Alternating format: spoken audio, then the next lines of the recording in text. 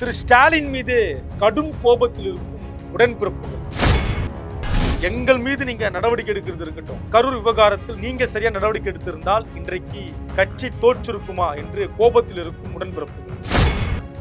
தாவேக்காவிலிருந்து விசிகா வெளியேறலாம், ஆனா அமைச்சரவையில் இருக்கக்கூடிய அந்த ஒரு நபர் வெளியேறுவாரா? தொடர்ந்து மாற்றி மாற்றி பேசக்கூடிய திருமாவுடைய உண்மையான நிலைப்பாடு என்ன பார்க்கலாம் இந்த காணொலி. தமிழ்நாட்டுல எல்லாமே சேஞ்ச் ஆயிடுச்சு. உங்க நகையையும் சேஞ்ச் பண்ணுங்க. உங்க பழைய நகைக்கு கிராமுக்கு 150 ரூபாய் கூடுதலா வாங்கி புது நகை எடுத்துக்கோங்க. அதே கம்மி சேதாரம் தான் உங்க லலிதால மட்டும்தான். சிட்டாசிஸ் தமிழர் 4.0 அணிகளாய் திரள்வோம், அமைப்பாய் உயர்வோம். ஜூலை 24-25 ஹில்டன், சென்னை. லண்டனில் இருந்து புறப்பட தயாராகி கொண்டிருக்கிறார் திரு ஸ்டாலின் அப்படிங்கிற செய்தி தான் இன்றைக்கு முக்கியமான செய்தியாக பார்க்கப்படுகிறது. விரைவில் அவர் தமிழ்நாடு திரும்ப இருக்கிறார், தாய்நாடு. லண்டனில் இருந்தாலும் கூட தமிழ்நாட்டு அரசியலை கவனித்துக் கொண்டிருக்கிறார் திரு ஸ்டாலின் அப்படின்பதையும் தாண்டி ஸ்டாலின் மீண்டும் தமிழ்நாடு வந்தவுடனேயே பல மாற்றங்களை எதிர்பார்க்கலாம், பல அதிரடி திருப்பங்களை எதிர்பார்க்கலாம். ஸ்டாலினுடைய லண்டன் பயணம் என்பது அவருடைய பேரன் பட்டமளிப்பு விழா நிகழ்வுல பங்கெடுக்கிறார்.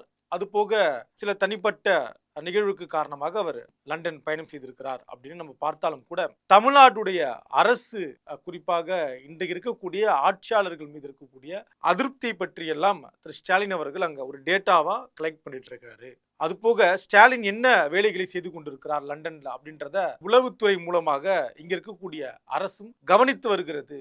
என்ன மாதிரியான முடிவுகளை எடுக்க போகிறார் திரு ஸ்டாலின், யாரையெல்லாம் சந்திக்கிறார் அப்படின்றத இங்க இருக்கக்கூடிய உளவுத்துறை கண்காணித்து கொண்டிருக்கிறது அப்படின்ற தகவலும் நம்ம சமூக வலைத்தளங்கள்ல பார்க்க முடிகிறது. இதுல திரு ஸ்டாலின் தமிழ்நாடு வந்த உடனேயே பல ஆக்ஷன் நடவடிக்கைகள், பிரேக்கிங் செய்திகள் வரும் அப்படின்னு உடன்பிறப்புகள் இணையதளங்கள்ல கொம்பு சுத்துறத நம்மளால கவனிக்க முடியுது. 2 மாதம் காலம் ஆயிடுச்சு.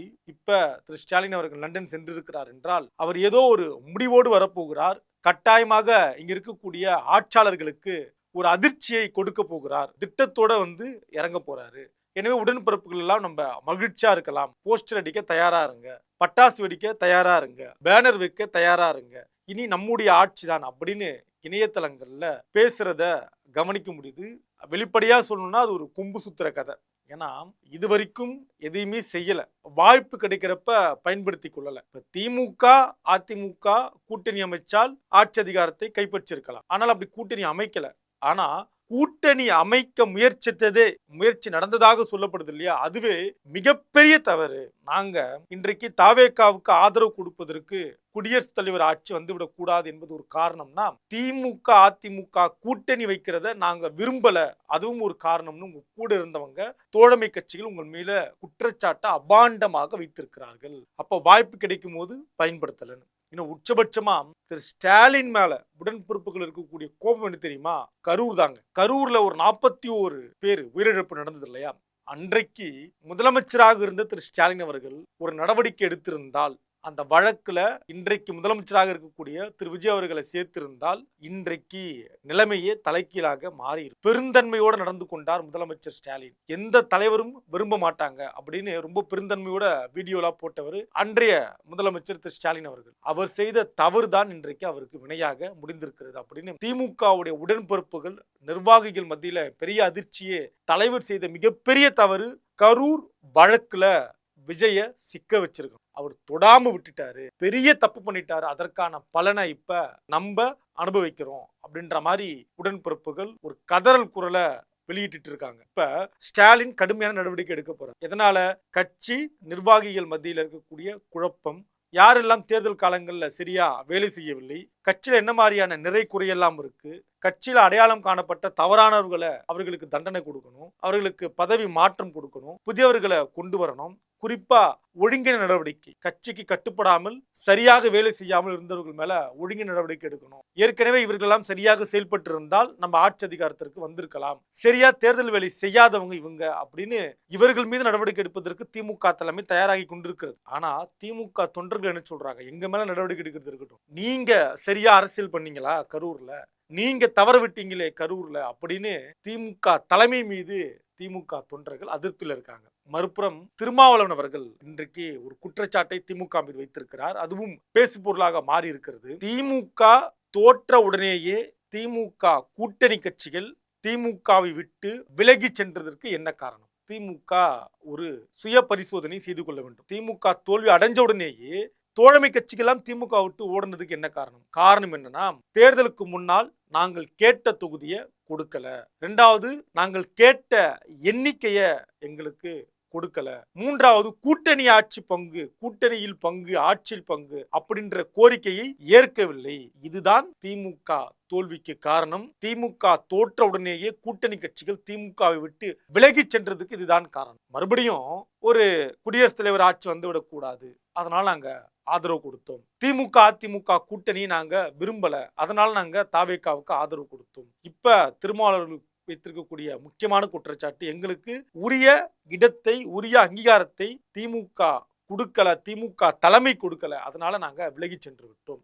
நாங்க போறோம்னு சொன்னோம், ஆனா திமுக தலைமை தடுத்து நிறுத்தலையே. 107 108 எண்ணிக்கையில இன்னைக்கு தாவேகா வந்திருக்காங்க. ஆட்சி அமைப்பது அவங்களுடைய பொறுப்பு, அது அவங்களுடைய வேலை. நாம எல்லாம் ஒன்றாங்க நின்று பிஜேபி எதிர்ப்போம், ஒரு அணியில் நம்ம நிற்போம் அப்படின்னு திமுக தலைமை ஏன் தடுக்கவில்லை அப்படின்ற கேள்வியையும் எழுப்பியிருக்கிறார் திருமாவளவன் அவர்கள். அதையெல்லாம் தாண்டி இன்றைக்கு சீமானோடு திரு ஸ்டாலின் அவர்களோ உதயநிதி ஸ்டாலின் அவர்களோ பேசக்கூடிய காணொலி எல்லாம் பார்த்து அவர் வைத்த குற்றச்சாட்டு என்பது, கலைஞருடைய பேனா சிலையை உடைப்போம் என்று யார் சொன்னார்களோ அவர்களோடு இன்றைக்கு திமுக கொஞ்சி குழாவுகிறது அப்படிங்கிற ஒரு விமர்சனத்தையும் வைத்திருந்தால், ஒட்டுமொத்தமாக இதையெல்லாம் பார்க்கிற பொழுது திருமாவளவன் அவர்கள் ஏதோ பாதிக்கப்பட்டிருக்காரு அப்படின்றதையும் நம்மளால புரிந்து கொள்ள முடிகிறது. இன்றைக்கு என்ன சிக்கல்னா, தாவேகா தரப்புல கூட இப்படி மாறி மாறி பேசக்கூடிய திருமாவளவன் நமக்கு தேவைதானா அப்படின்னு ஒரு முடிவெடுத்ததாகவும், திருமாவர்கள் வெளியே போறதா இருந்தா தாராளமாக வெளியேறலாம், அதற்கு மாற்றாக நமக்கு 4 எம்எல்ஏக்கள் தயாராக இருக்கிறார்கள், பாமகவில் ஒரு முயற்சி நடக்கிறது அப்படின்னு சொல்லப்படுகிறது. இதெல்லாம் அரசியல் வட்டாரங்கள் பேசப்படக்கூடிய நிகழ்வு, சமூக வலைத்தளங்களும் இது பேசப்படுகிறது. இப்ப என்ன சிக்கல், இன்றைக்கு விசிகா வெளியேறலாம் அப்படின்னு தாவேகா முடிவெடுத்துட்டாங்க. விசிகா வெளியேறலாம்னா திருமாவர்கள் வெளியேறலாம், ஆனால் இன்றைக்கு அமைச்சரவையில பங்கெடுத்திருக்கக்கூடிய சமூக நலத்துறை அமைச்சராக இருக்கக்கூடிய வன்னியரசு வெளியேறுவாரா? நீங்க வெளியே போகலாம் தலைவரே, ஆனா ஆட்சி அதிகாரத்துல பங்கெடுக்கக்கூடிய அமைச்சராக இருக்கக்கூடிய முதல் முறையாக விசிகாவில் இருந்து அமைச்சராக மாறி இருக்கக்கூடிய வன்னியரசு வெளியேறுவாரா? திருமா சொன்னா வன்னியரசு கேட்பாரா, வந்துருவாங்களா அப்படின்ற இன்னொரு கேள்வியும் எழும்பியிருக்கிறது. இதுலதான் வசமாக மாட்டிக்கொண்டிருக்கிறார் திருமாவர்கள் அப்படின்னும் பேச தொடங்கி இருக்கிறார்கள். ஒட்டுமொத்தமாக இந்த அரசியல் நிகழ்வு இனிவரும் காலங்கள்ல என்ன பிரேக்கிங் செய்தியாக மாற இருக்கிறது அப்படின்றத பொறுத்திருந்து பார்க்கலாம். கிங் செய்திகளை உங்களுக்கு வழங்குவோர் அதிக மசாலா, அதிக சுவை ஆச்சி மசாலா. உங்களுடைய பழைய நகைகளை எக்ஸ்சேஞ்சில் மாற்றி புதிய நகைகளுக்கு கிராமுக்கு கூடுதல் விலை பெற லலிதா ஜுவல்லரி. இணைந்திருங்கள் கிங் 360 தமிழ்நாட்டுல எல்லாமே சேஞ்ச் ஆயிடுச்சு. உங்க நகையையும் சேஞ்ச் பண்ணுங்க. உங்க பழைய நகைக்கு கிராமுக்கு 150 ரூபாய் கூடுதலா வாங்கி புது நகை எடுத்துக்கோங்க.